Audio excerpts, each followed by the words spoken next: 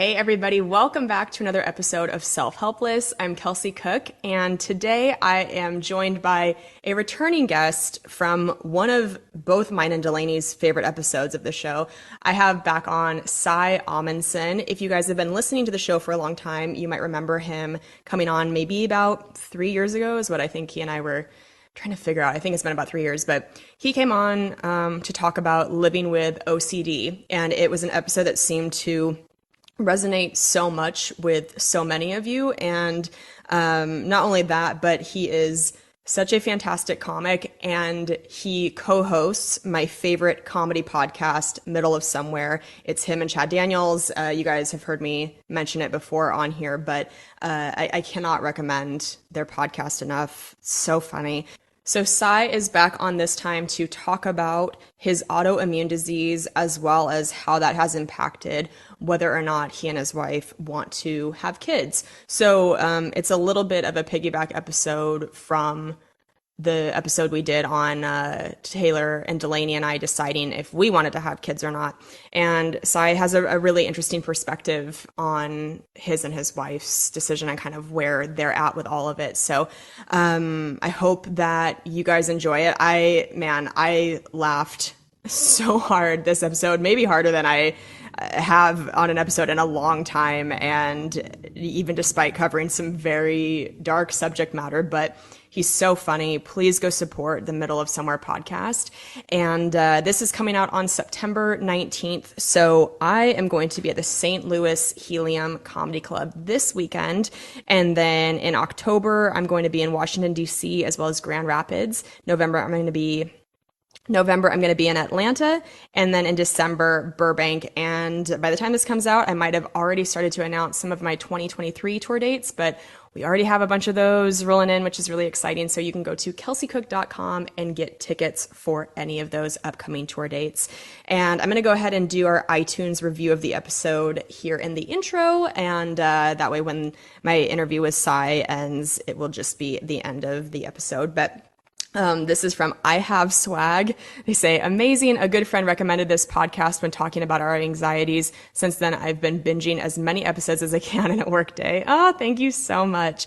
And yeah, if you can take a second to leave us a 5-star rating and review on iTunes, it's just the fastest and it's a free way to help the show.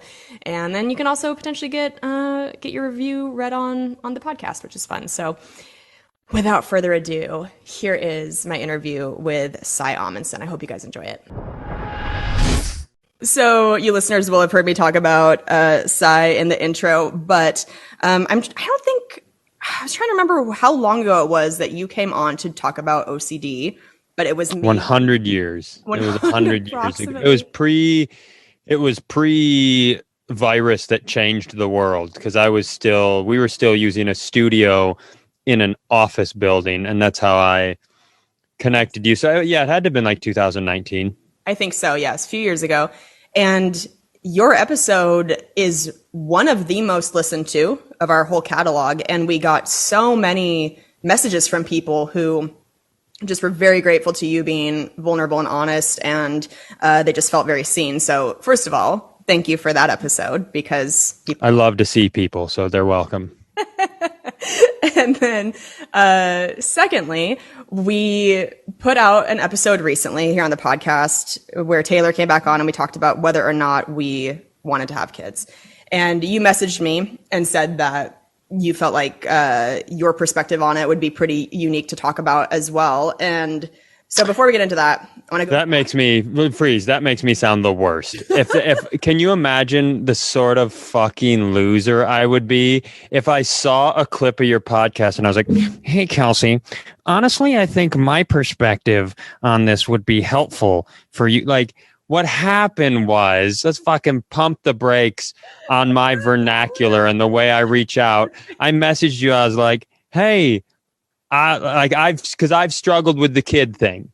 Right. And so I related to your clip, and I am always trying to shoehorn myself into other people's entities. So that's, I want to just pump the brakes on the whole my perspective thing. That's not a good look. Okay. I apologize if that Thank put you you. in a light that you did not. I did not love that light. I'm sorry. Do you want me to edit that out? Nope, let's leave it in there. Let's just keep rolling. Let's keep living our lives. Yes, I did. I did it is something we my cuz I got a I like 6 years ago started. Here's the other fucked up thing. You're like you should only get to have so many topics. Like the Sure. OCD thing is something that I really deal with. I don't want to be the guy who's like, hey, here, like, I don't think I want to be a resource for a lot of your guys' topics. So I want to be really careful about today's episode.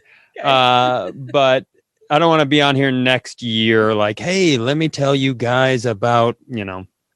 So the Athlete's foot. It's just some yeah, yeah, random yeah, gross yeah, yeah. thing. I don't want to be on here like, guys, you have no idea how gout affects someone in their late 30s. So my so I started having like this crazy back pain a bunch of years ago, and it like cost me a Comedy Central pilot, and then it was the reason eventually I left my ESPN job, and we just couldn't figure out what it was forever and forever and ever. And then at the end of 2020, right before the beginning of 2021, which is how calendars work, we discovered it was an autoimmune disease. Yeah. And so we're like dealing with that. It's gotten a little better, going through physical therapy on medications, all this stuff. But one of the ramifications has been because of my mobility issues, like my shoulders don't work great and my back, I struggle with back stuff all the time, and my hips. I'm not necessarily an active member of my household. So when it comes time to like, should we have a kid? It's more like, hey, Jenna, should you have a kid? And I will also be here. And so that's been a really, really hard decision for us as well. Yeah. Fuck. And before the autoimmune disease set in, had you guys been planning on having kids for sure? I mean, I had been, I have wanted children since I was a child, which that's a weird vibe for a kid, but it wasn't even, I didn't want to be, as a little kid, I didn't want to be a dad. I actually wanted to be a mom. Oh, you're like trying And to this isn't, breastfeed your cousins. They're like, yeah, this isn't some like, I'm not trying to get like a Twitter trend going, like hashtag Psy moms. Like this isn't some gender it was just when I was a kid, I for some reason, I was like, I think I want to be a mom. And so what I would do is there are pictures of me growing up where I would like stick Nerf balls inside my shirt. So, and I would put a wig on. I'd put a wig on, right?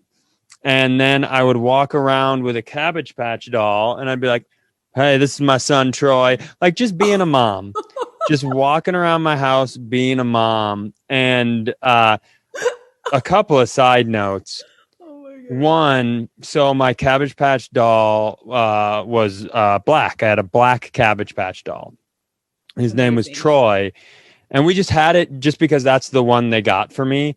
There wasn't like, It wasn't like, that wasn't because something happened and my dad, my parents, and they also weren't, my parents were, they're very progressive, open-minded people, but they also weren't on the nose with everything. They didn't hand me the Cabbage Patch doll and go, he's a person too. Like they didn't do any of that bullshit. They're just like, I said, I want a Cabbage Patch doll. And they were like, here's a Cabbage Patch doll. And I was like, thanks. And that was all of it. But I do think my dad deserves an amount of credit for that because I grew up in like rural Minnesota. And by the way, this wanting to be a mom thing, I wasn't 3. I was like 9 or 10. I was way too old to be doing this in theory. Sure. And so my dad would have like his rural Minnesota hunting and fishing hardcore man buddies come over, and then his son would walk in dressed like I was dressed with a little black baby and go, "Hi, I'm Mrs. Amundson. This is my son Troy." There's fuck. There is no way. There is no way that those guys went to the bar and like, who's raising his son good? Bruce. I think we should let Bruce raise our kids because clearly it is going well. There's like no world where that was a thing. But my dad, like, there was never a moment in my life where my dad was like, "You're going to be a man, mom. We call that a dad." Yeah. The only person who ever said anything was my mom. And I remember one time I was like, I don't think I would be a good mom. And she's like, "I think you should be a dad." And I was like, "Why?" And she goes, "Well, being a dad is a lot like being a mom without all the terrible stuff that happens to being a mom." And that's like, I think some people be like, "You gender traitor." But she was just being honest, Yeah, that's a great pitch. There's no one like, is there anyone less likable than someone who talks about the joys of motherhood? I can't take it. I mean, It's there's a reason. You just don't understand the joys of motherhood. Like, I had a conversation with some lady, and she was a friend of a friend, and we were talking about kids, and she had said that she wouldn't. We were talking about this exact topic, like being a mom versus being a dad, and she was like, "I wouldn't trade it for anything in the world. I wouldn't have it any other way." I was like, "You could just be. It's all the same shit. Like, you don't like. You could literally a mom and dad. They can do the exact same thing except breastfeed. Right. There's no." And her thing was like the connection that you feel with the child growing inside of you. Yeah. And I think that's probably incredibly valid. Yeah. But at the same time, like, whenever I sneeze, I don't pee some. So give some, take some. You know what I'm saying? Like, and I'm not trying to turn this into a dad's versus mom's battle. The point is, I very much wanted to be, I've wanted kids since I was a little kid. Yeah. And I've always known, 8 brothers and sisters, tons of nephews and nieces. So I always knew I wanted a family. And Jenna, I know she does, but I think the decision is harder for her. Yeah. And so that's kind of why we were later. And then when I got sick, essentially the process was I just had to make peace with that decision. I had to like make peace with the fact that we might never have kids, which was, I didn't get all the way there, but fuck, that was a not an easy thing to get to. Yeah. And then we were, so we live in Ohio now. Mm-hmm. And I probably made peace with the decision like a year and a half, 2 years ago. Okay. And so if we have kids someday, great. If my health doesn't improve enough to have them, that is okay as well. Okay. But so this is just turning into a TED Talk. We were. I love it. This is why I just wanted to hear how you felt about it. I was at a Target by myself, and I'm trying to leave the Target, and I was like way back men's section, and like it's a straight shot, the long hallway all the way to the door, right? Yeah. So as I'm walking, I see this mom and this little girl come in, and they're like walking towards me. I see them walking in from a distance, and we're getting close to each other, and they have like this gigantic statue of the Target dog. I think his name is Spot or some shit like that. And she sees the dog, this little girl does, and she squeals in a way that adults aren't capable. Like with that wonderment that doesn't exist once you've been like fingered for the first time, once you like when you hit 16 and you're like, this is what the world is. Like, yeah, one thing goes in and one thing goes out. Yeah, wonderful. Yeah. You lose. There's not room for everything. Yeah. So and just to be clear, people who are on my Twitter about that one, men can be fingered too. So fucking that was an equal opportunity fingering joke. It wasn't about women. So she squeals and she sees this dog and she skips over to it and she gives the dog a hug. Oh. She gives the dog like this huge hug and then she kisses her hand and she puts the kiss on the dog's lips and then she jumps like and skips back to her mom. And she had this look on her face that was so amazing and wonderful and joy filled. Yeah. And I immediately started crying every tear in my body.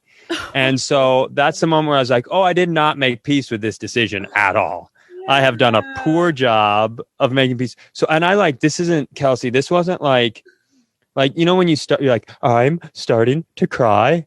No, this was like, now I'm normal. Now my shirt's wet. And so I immediately, like, I'm smart enough to recognize I can't cry in the aisle of a Target. Yeah. So I just step to the right and I step into a clothing section. You just go sit in the middle of a rack of polos.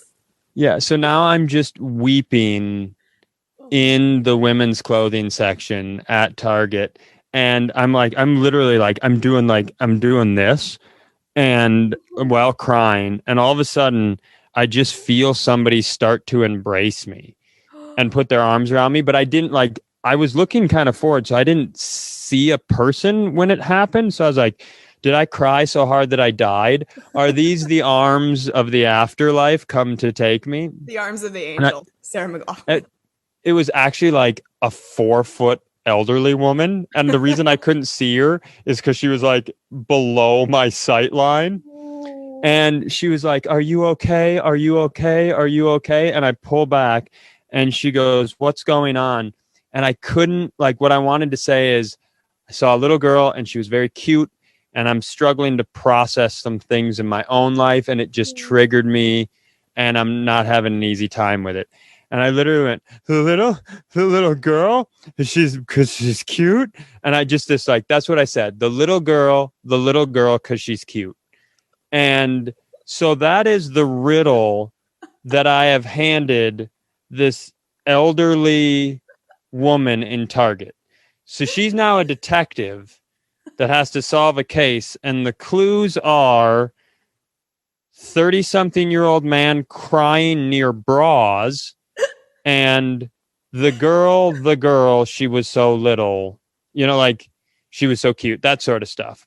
Yeah. And so she's kind of petting me. And then another woman comes up and she goes, is everything okay here? And the old little lady, rightfully so, decided to speak on my behalf because she just watched me attempt to do that. Sure. And she goes, I think this man is having a hard time because he just lost his daughter. Oh my God. And so then the other woman was like, oh, and then she starts hugging me. So now I'm receiving my, and it's been a long time since I've had back-to-back hugs. Yeah. That's not a thing you get very often as an adult. Yeah. Unless you're at a wedding, you're like, all right, I gotta go. So I'm getting back-to-back hugs and it felt really good. Yeah. Because regardless of them being wrong, I was really sad. And so I was appreciating the love and the kindness. But then I pull back and now I'm going to tell him the real situation. I was like, hey, I just have to, I want to be honest with you guys. And the new woman goes, no, you do not have to explain yourself. And I was like, but I think I do have to explain. She's like, don't you explain yourself. I was like, but here's the thing. She's like, you get to feel the way you feel. Do not apologize. And now she's almost bullying me into keeping my lie going. Yeah. And at a certain point, I was like, okay, I do get to feel the way I feel. And so when we sit there for a minute, and then the new woman gives me her card, right? Okay. And she goes, here you go. If you ever need to talk to someone, this is my number. And I'm like, who are you people? Like when you run into like Mormons and they're like, hey, do you want to be a Mormon? And you're like, I don't. And they're like, well, can we still rake your yard? And you're like, you want to rake my yard? They're like, yeah. And then other stuff too. You're like, I don't know, man. That seems so kind. Like that's what, I don't know if Mormons have like an elderly woman's division where they're just out like, let's patrol the target and see if we can save anyone. So the YWCA of Mormons. yeah. So God, the Mormons are such a good people. I really like I don't, again, my Twitter's down, so no one can have this conversation with me, but I'm sure there's some not great Mormons, but yeah, the ones I've met, I'm a big fan of. So the point is, so this woman takes the car and I leave. And so later that day, I'm like, it's bothering me.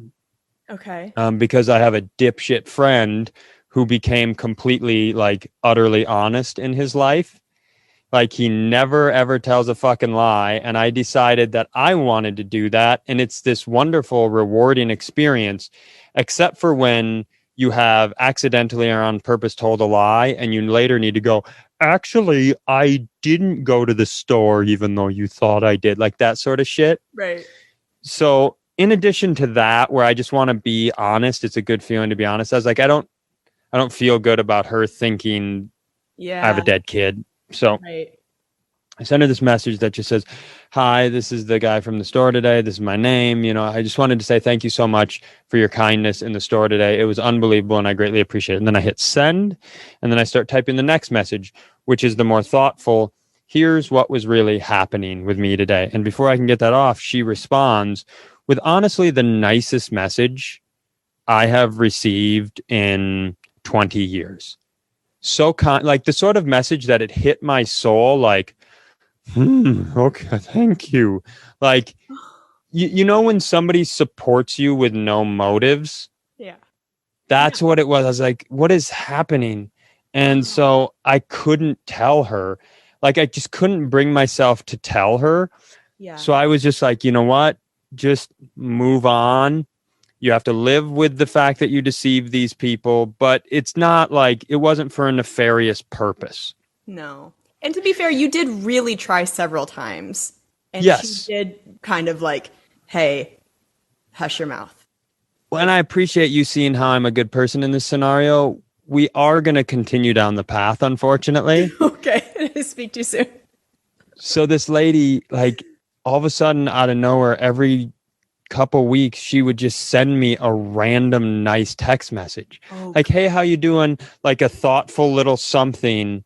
And it was so nice. And so now I'm developing this relationship with a random support person.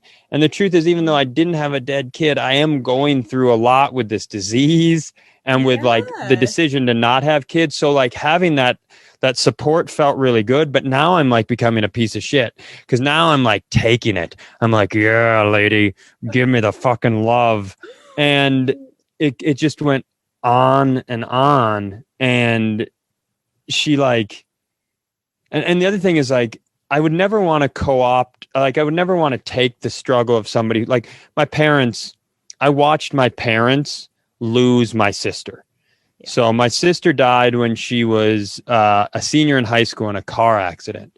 Yeah. And I watched them lose her and it was horrific. It was horrific for all of us, but it was different horrific for them. Yeah. And so I would never want to take that from anyone. But so like, this just went on and on. And finally one day I sent her a message and I like came totally clean and I was ready for like the, how dare you? Right. The fucking Kelsey, the message this woman sent me made me want to be a better human being. Like the message back was like, I don't care. Like I don't want to say what the specific of the message was, but like it was so kind and understanding and never looked at anything from an affair. So like it was just like this big unbelievable moment of like that. And I think that is actually what helped me. This sounds funny, but it's that helped me finally get to a place. Like, I still want kids. Yeah. I still will be really sad if we don't have kids. Yeah. When I see a kid being really cute, I still go, oh my gosh. But I like this experience and like seeing human kindness. It's so silly to say, but like I guess I kind of realized that you could have an effect, like the effect that woman had on me. I was like, oh man, it's not being a parent, it's not being anything like that, but there's this meaningful way that you can exist in the world that can so positively affect other people. I'm still probably haven't made peace with it, but that whole weird time period kind of helped me go through it a little bit. When I thought I was there, when I thought I was almost there, then I just, lied to an old lady at Target for a bunch of months and got closer to where I need to be in terms of accepting it. God. I mean, I know we laughed so much through that whole story, but the end of it is that's such a profound takeaway that this woman could have been anywhere in the world and she happened to cross paths with you when you really needed it. And even once you came clean and said, hey, that's not actually what was going on, it's something else. Yeah. She still showed up in a way that there was no judgment. And even bigger than that, made you go, oh, I can, even if it's not with my own child, I could give to other people what this woman gave to me. Yeah. Yeah. And I think it was like, what it was the recognition of how I felt during that process. Yeah. And here's the thing, that woman has no idea the effect she's had. There's no real, like, I think that's the interesting thing. Like, I've said some really nice things to her, Yeah. and I've thanked her and there's been a nice exchange back and forth, but she really has no idea the profound effect she's had. Yeah. And I think what that showed me is, and I haven't put this into practice yet because I'm a fucking lunatic, but I think it shows you like the profound effect you can have without, and you might never see the benefits of it, but it was just an interesting thing to see someone have an effect on others in that way. So much right now, including most of the things I do, especially with social media and everything we do, it's all inherently, even when you want to help other people, you still want something for yourself. The amount of people who pretend they're Mother Teresa, like, I don't need anything. That's a pretty rare person. We are all still humans. We all still want the rewards of the way other people view us. So to see someone act like that is pretty impressive and, meaningful. Yeah. I suppose. When she gave you her card, you don't have to share her profession if you don't want to, but did it say on there that she was like a therapist or anything? It did say what she does for a living, and it was nothing remotely related to anything in the field at all. She's just a fucking lady. Damn. How funny would it be if I went on her page and she was like, guys, do you think the Holocaust was real? What if she's like nice? But you know how every once in a while you meet someone and you're like you think you're like, oh, that's such a sweet person. And then you're like, I wonder what their family's like. And you search them on Facebook and it's just insane shit. Like, the earth is flat and Catholics are the only good religion. You're like, I don't know about this. No, there's no way she's that way, but. Oh my God. Yeah. Yes. How have you not told this story on Middle of Somewhere? I think I told it on the Patreon. It's something like it was. Yeah, I don't know. It's probably something that I'll use at some point somewhere. I probably should, but just it's an sometimes I get story. I'm a little more precious with it. It's this seems like a place where we're having a different sort of conversation. Yeah. So it's I'm a little more precious about it, I suppose. Yeah, this podcast is a cocoon. Yes, sure. Yes. Correctamundo. I don't know why I've been talking like the Fonz lately. I've been saying correctamundo a lot. That's not like, and not even as, I don't even think it started as a bit, but I just started using a lot of amundos. And I tell you what, if we, here's the thing, even if I wanted to have kids, with the amount that I put amundo on the end of the words, like my wife's vagina has been dry for months. I'd be like, there's no way. I'd be like, can I get in there, amundo? There's like no fucking chance.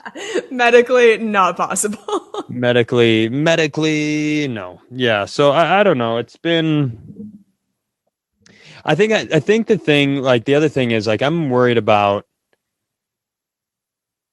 I'm not, I think, these people who there's such a performative aspect to having kids, but what no one else talks about is there's a very performative aspect to not having kids. So like as much as we want to rag on the lady who's like, the joys of motherhood are beyond what, okay, there's also the people who are so proud that they are not a parent. Have you ever listened to one of those people talk? Also equally.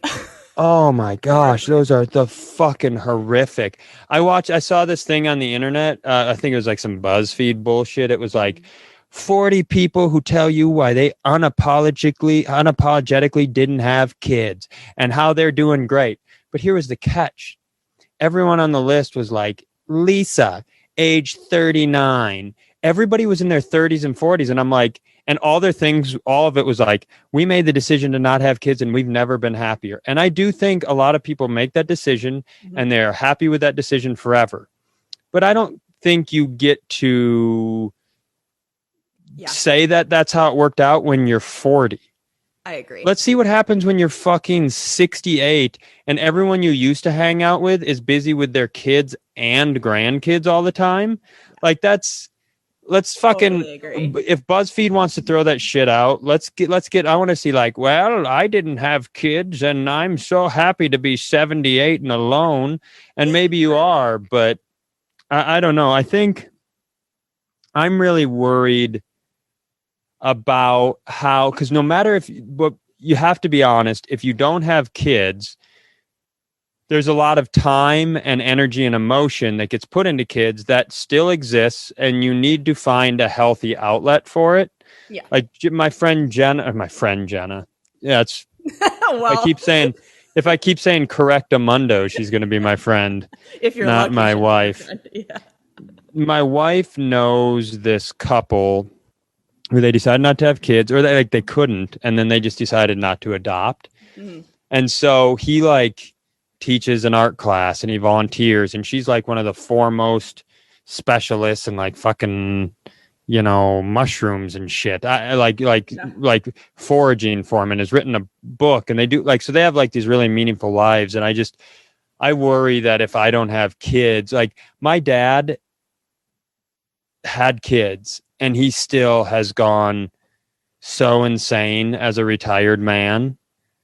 Yeah. Like you come home and he's like, hey, I'm building knives. You're like, fucking, I don't think that's a good idea at all, Bruce. I'm just worried that like Jenna will come home one day in my 50s. I'll be in my 50s. She'll come home and I'll just have like the whole living room set up like a courthouse, just dolls everywhere. Like it looks like the plaintiff has arrived, like that sort of shit. Defendant, plaintiff, it doesn't matter. I feel like if I don't have kids, I'm going to be the sort of guy who dies in an HOA fight, Yeah. Jenna finds me on the lawn with like a spade shovel through my heart. And she's like, I'm going to miss you so much. And my last breath, I'm like, I should have had a son. And then I just like fade off into heaven as not a father. So I don't know. I'm worried about what'll happen. Yeah, I'm worried about. Tell Troy to pass my genes on. Like I'm worried about what'll happen if I don't have kids. But we'll see. I feel similarly where that is the thing that keeps that percentage open in my mind of like, I hope I don't feel this way, but I do worry that when I'm that older age, that I will feel maybe some sense of regret.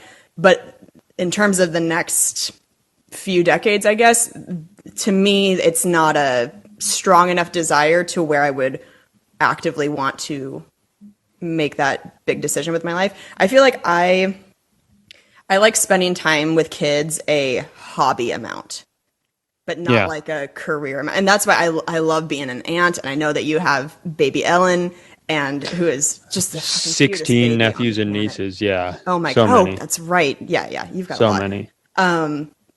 But even when I go spend time with my brother and sister-in-law and my niece, and she's a great baby, but it is nonstop, and I can't imagine loving a baby more than I love her, and I still am like, I don't think I'm cut out for this all day, every day. It is really hard. Yeah, and I think, that's some of the stuff my wife struggles with. And, also she's like, will I be connected? But, one of our therapists said something really interesting to her. It's like, part of it's biology.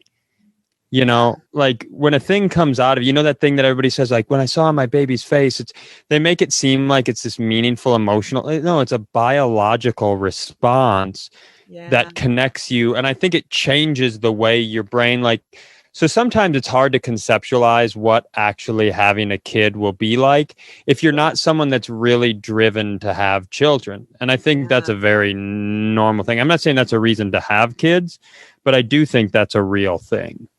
Yeah, I don't know if you listened to that kids episode. Yep. But okay. So that whole thing I was talking about with the I heard it start to finish, and I was like, you know what this needs? My perspective.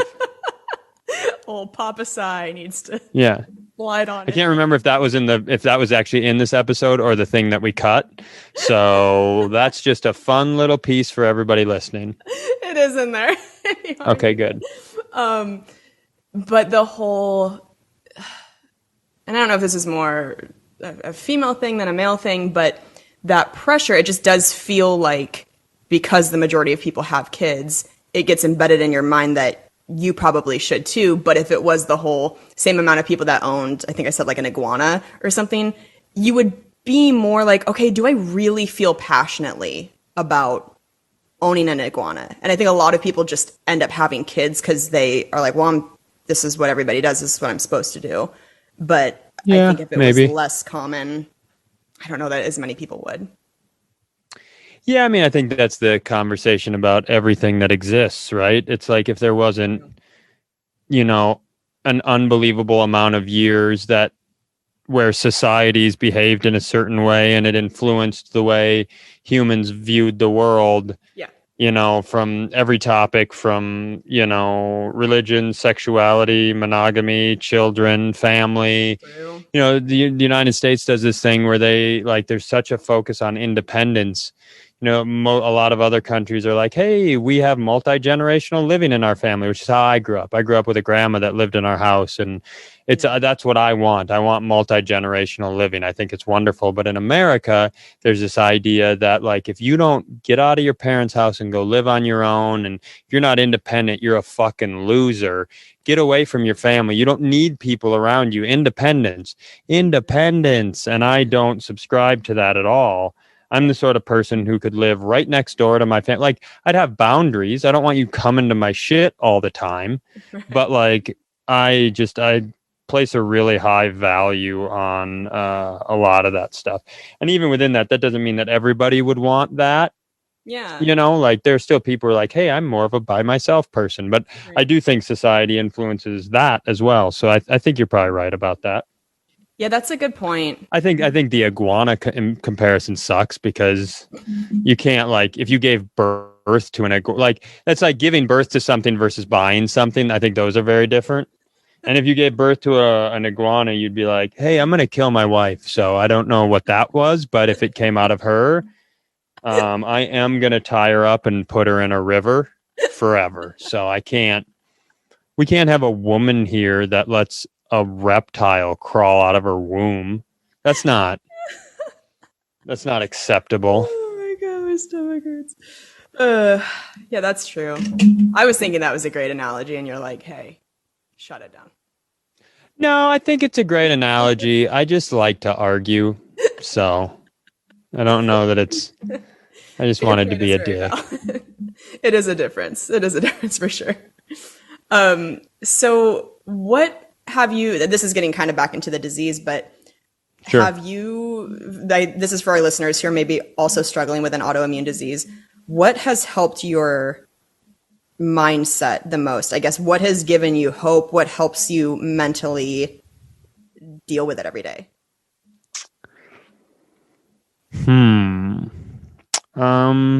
I don't know that I'm a good person for that question. That's fair. Because what has given me hope was the diagnosis, Yeah. and then found a physical therapist that's amazing.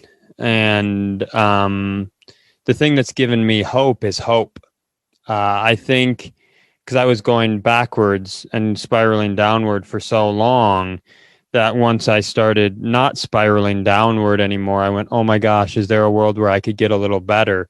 Yeah. I think it's really, I don't conceptualize how to handle being sick and getting sicker. You know, it's kind of like we do this thing in our society that I really hate. Uh, it's we call like, and I think it's because we hate the idea of people struggling. Like we really hate that. We hate being faced with the reality of someone struggling. Yeah. So like when you hear somebody gets diagnosed with like a horrible disease, it's going to kill them, right? You're like, fuck, that's so heavy, especially if it's somebody you love. And you don't like thinking about that reality because that reality is so fucking horrific and brutal. And so what we do as a society a lot is we celebrate people who are brave. That's the word we use. We say they're so brave. Like we do it with cancer all the time. She's so brave. And when you listen to these conversations that you hear all the time, it's so and so is so brave. She has cancer, but she's out there. She's living her life. She's fighting like crazy. She still shows up to the meetings. She still does this and she still does that. And I think that's true. Like if somebody does that, that is fucking unbelievably brave and impressive. But I think we don't often recognize that people's brains all work different and they receive difficult news and struggle with difficult situations differently. And so when we do that, it kind of sets this standard where if you have something horrible you're going through, the best way that you can deal with it, I got to be one of the brave ones. I've got to be brave and I've got to do this thing. And I've always thought the person, or not always, this is what I've started thinking in the last however many years is, and I'm fortunate, mine is a lifelong chronic illness that has very much disrupted my career and my everyday life and a lot of things, but it's not terminal. Okay. Yeah. Like some horrible diseases. But I think the person who gets a diagnosis like that and goes to all the meetings and is amazing, I think that person's brave. And I think the person who gets a diagnosis and can barely leave their room because they're terrified until the moment they pass away is equally as brave. Yeah. And I think we don't want to think about that other person who's scared until they die. Yeah. And I think the only thing, and I don't know, I just don't know what everybody who goes through something, whether it's a chronic lifelong disease, whether it's a short-term situation that disrupts their life, or whether it's like a horrific terminal illness, I think we all go through those things different, and we all find hope or peace or meaning in different ways. And if I wouldn't have gotten diagnosed and if I wouldn't have started getting better, I don't think I would have, any of the tools I've used as I've gotten a little bit better, I don't know that they'd be relevant if I hadn't gotten a diagnosis and started getting a little bit better. And so, I don't know. I think for me, a thing that's meaningful is the presence, like having somebody present, because you feel very alone when you're going through something shitty that other people aren't going through. You feel alone. So I like my wife being around. I have a very involved family. I was very, very lucky. I always think therapy of any sort when you're struggling with anything is super, super important. But I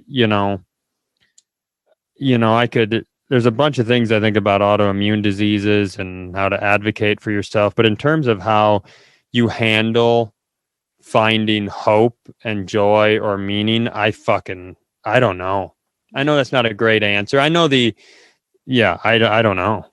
No, I think you saying the whole that we really raise people up for being brave and acknowledging that the people who aren't out doing those things still deserve just the same amount. Equally as brave. Yep. Equally as brave. I think that's such an important thing to say because people forget about it. It's not the flashy social media way of like, look at this person. Nobody's going to make a movie out of you. You're not going to get 1 million likes. Right. You just are stuck in that reality, and fucking I can't imagine being stuck in that reality. Yeah. And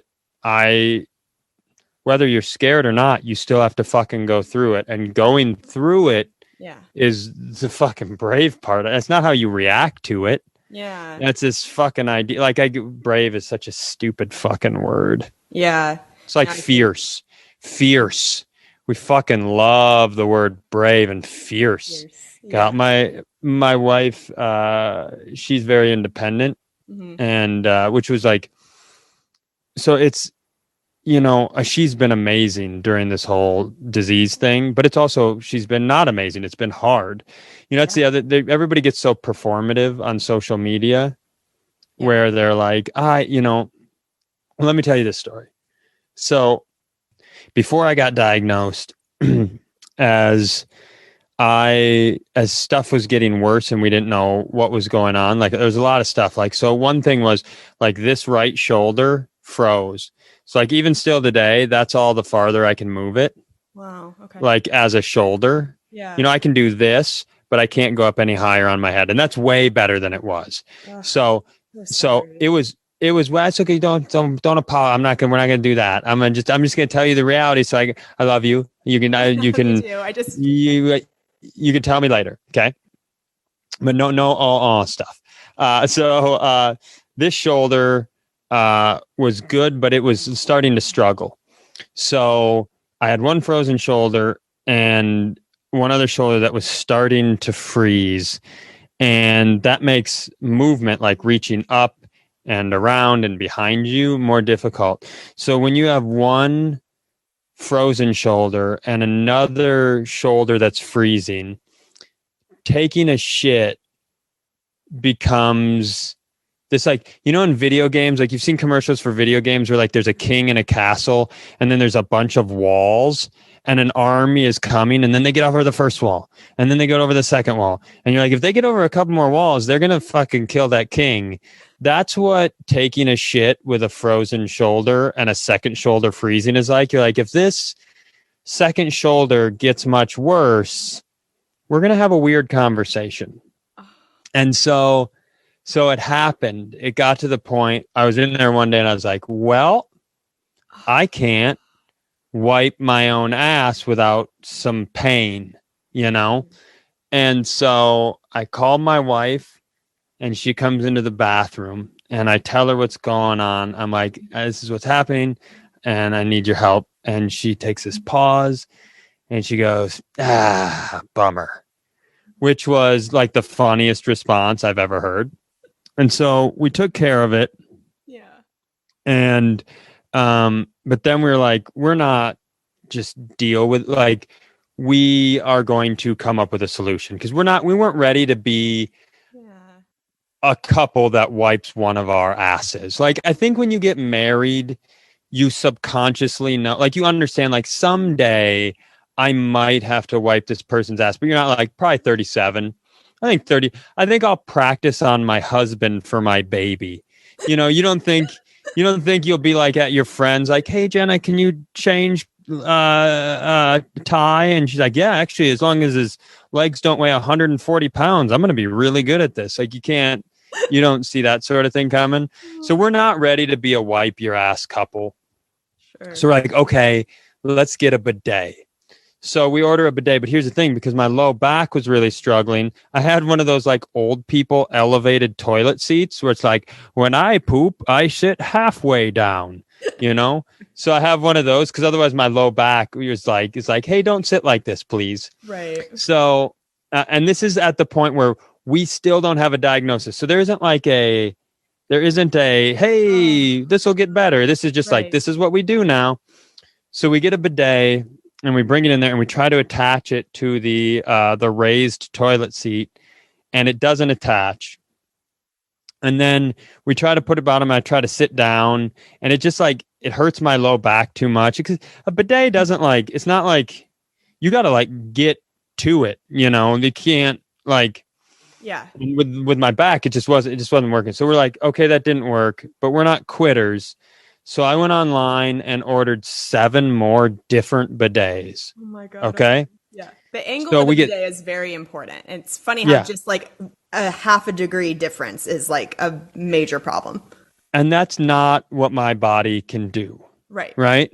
And so we get all these bidets in, and I've always worried about bidet. Like, I think I would like a bidet too much, you know? Yeah. Like, and that's not like a sex, but it's like, if you like, yeah, that's another conversation. A great joke about that. Yeah, that's another conversation. So the point is, we order 7 more bidets, and we go in the bathroom, and we try them. We try to put them on, and one by one, we watch these bidets fail. And I think people are so performative about their love online. They're like, my husband, he works 60 hours a week and still coaches our son's baseball game. And he still has time to support my business and care about me and go to date night on Wednesday. We never miss a Wednesday date night. There is no love like Jeff's love. Well, fuck.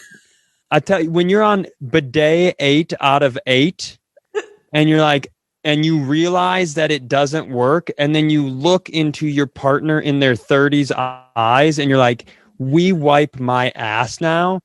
Fuck, I'm going to tell you, let me know when Jeff is wiping your ass, Sheila, and then maybe you can fucking like, there is no love like Jeff's love. And so, side note, by the way, there is like, you know how the internet is like built, it's an algorithm where if you accidentally watch a Jurassic Park clip for 2 years, every website you go to has ads trying to sell you Jurassic Park t-shirts and shit. Yes. When you buy 8 bidets in like 2 weeks, the algorithm has no idea what to do. Like, I don't know, sell him 12 bidets? Do you think he'd want a 12 bidet pack? You remember the movie Inside Out? I just assumed it's a bunch of people and like, all right. Everybody saw the news, right? He bought 8 bidets. Clearly, Cy has made a change. Throw me your weird stuff. Like, oh, what about there's a man in the UP who makes coasters out of raccoon skulls. Would he like that? Throw it at like the sort of weird shit you get, like, and you get so much, like, you also get like a lot of medical shit. Yeah. And then there were some ads where they're like, do you want a small camera? Wink, wink. You're like, no, that's not. Oh my God. That's not what this is about. Oh my God. Ads for like white water rafting. They're like, this guy just loves a steady stream up his asshole. Just water parks. The other thing I forgot was, so before we were like, I guess we wipe each other's ass, I called a handyman and I called him and I was like, hey, would you help? I had this idea, right? Yeah. And I was like, will you come? I need help. It's hard to explain over the phone. Yeah. But I'm having ability issues and I need my bathroom to be made accessible. And he was like, yep. Because I'd gotten a recommendation from a friend, and this guy comes over and I tell him, I was like, so here was my plan, by the way. I was like, I just need to like, because I can stand and I can like use my knees, right? I just can't get my arms back there. So somehow, if I had a third arm, I could. So my idea is like, so I was like, what if there was a device that came off my wall, right? And you could like put the toilet paper on the end of it and then just kind of like slide down onto it like you're trying sex for the first time, right? Mhm. And then and then I would just like kind of like use the motion of my body to so that's my plan. So I tell this guy that this is what I want him to build, and I explain. I'm really into it because I thought of a solution. I'm like, and then like it could come off the wall right here, and that gives me enough space to stand up from the toilet and then go over there. And I think and so I could finish, and he goes, "Yeah, I don't think I'm interested." And I was like, "What do you mean?" He goes, "I just don't think I'm the guy for the job." And I go, okay. And he was like really weird about it. And he left. And I went and I told my wife, I was like, hey, I had this idea. And he was like, Cole was like, I'm not interested. He doesn't want to do it. And she goes, oh, weird. The guy, the handyman you brought in doesn't want you to build a wall dildo. Like he doesn't want to build a fuck machine in your bath. I was like, oh yeah. Yeah, I basically asked him to stick a rod to our bathroom wall, didn't I? There's no way that guy is like, there's no way that guy thinks like, it's probably for toilet paper. I bet it's for toilet paper. There's no chance he thinks that. Left that minor detail out. Yeah. What's that? We ended up. I was just say, what's that arcade? Isn't there one that it's like there's a big hand that comes out and you like hold onto it for arm wrestling or like one of those old school ones? That's what I was picturing, that you just have like a stationary hand. My idea was I wanted to. It was like you would fasten like a 2x2 because you can't go 4x4, yikes. But you would fashion like a 2x2, and then I thought the same thing, like a mannequin's arm stuck to it. And here's the thing, I didn't even tell him that part. But so you stick a mannequin arm to it, and then I just put the toilet paper on that, and I'm like, huh? Like I'm a college girl at one of those bars that has like one of those bowls, like I can ride it. And so but just a lot of hips. But I just was so naive to what I'd asked. I was so involved in my own story. We threw all the bidets away because it was, a lot of them had like, I waited too long to return them. Right. And then you can't be the guy who sells used bidets. Can you imagine the people that show up like, I'm here for the used bidets? You're like, oh, fucking A. Only if they haven't been cleaned. I can't handle this guy. Well, so now to go all the way back. Yeah. So like my wife, so I don't like, here's the thing I'll tell you about an autoimmune disease and the performative, like the brave and all this other stuff. So all these people who they're like, we struggle and I've got a superhero next to me. My wife is amazing. She is. And I love her so much. And she's been at times amazing in this journey. And at times she's fucking sucked during it. And I think that's part of being a human being. Yeah. I think like if I were to describe, I think that's the reality of like, if I were to describe our relationship, because she was so independent, we were both so independent when we got together, and that was really important to me. And then I got sick, and she's still really independent, which is tough. Like we go back and forth between having like this deep, loving, wonderful, supportive relationship, and wondering if we should hire one of those crazy nurses that falls in love with patients, like we're a fight or two away from just starting to interview unhinged RNs, like, oh, you 4 years at St. Thomas. Wow. What's your dad like? Shit like that. Just try to figure out. We've got a whole plan too. Like, whenever I'm not around and the nurse is there, Jenna's going to be like, honestly, I think he's more sensitive than someone who's completely able-bodied. Just like really, she's really trying to. And then when this nurse finally breaks the rules and kisses me, Jenna will be outside the door and break in like, I knew it. And if you want him so bad, you can fucking have him. And then she like winks at me, right? And we're good. And we've solved it. She's free. She gets to move on. And I have a psycho to watch movies with until I'm not around anymore. I think it's a really good plan. So my God. I mean, it's so dark and so funny, but like this is exactly the type of shit that you don't see on social media. And I think it is important to have conversations like this where you're like, look, it's not always great. And why would it be? Like, I can't imagine what you guys go through. It's, I like,